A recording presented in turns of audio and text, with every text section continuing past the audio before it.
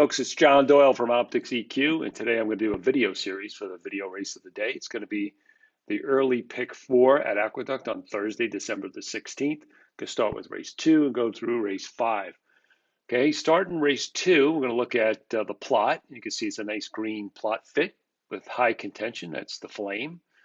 And if you look at the run styles, it's always important to compare the run styles in that Optix RPM, that kind of tan or beige bar above the plots with the actual plot. So if you look at the E's in the race, then we know E's are horses that need to be in front. And it looks like the 1 and 9 are horses like that.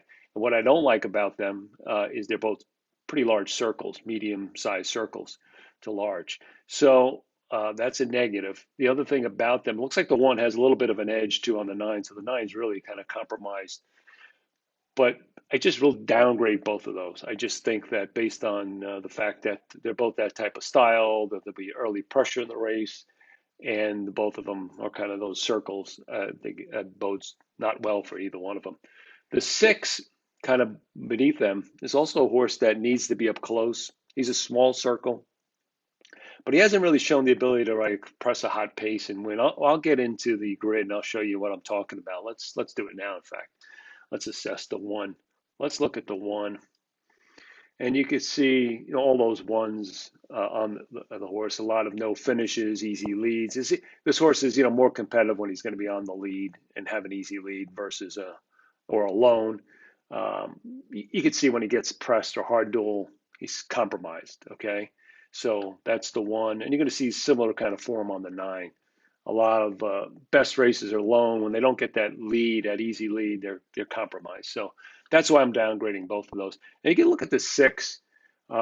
He's kind of similar. I'm gonna, you see his best races are kind of, easy lead, tactical lead, and then he gets no tactic plus, but he got no finish. Dual grit. He showed a little bit more grit, pressed. He's a little bit better than the 1 and the 9. So if you're kind of playing the pick 4 or something, maybe it's a horse you want to consider on backup tickets or do some more handicapping on, because he seems to be in better form than maybe those other 2. So a horse you might consider.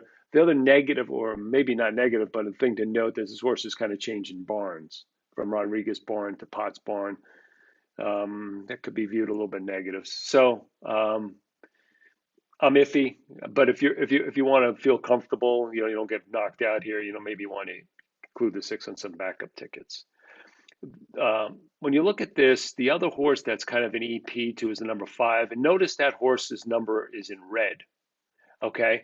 And the reason why is because that horse's run position doesn't fit his plot position, right? So if you look at the 5, I'm going to highlight him in the table, and you can see he's square in quadrant 4. And you say, well, he's a quadrant 4 square. There should be contention, should be okay.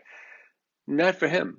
He does not run that way. So when you plot him relative to these horses, he's in quadrant 4. This horse does his best running, and I'm going to show you. Let's go to the number 5. Let's see when he's either first or second.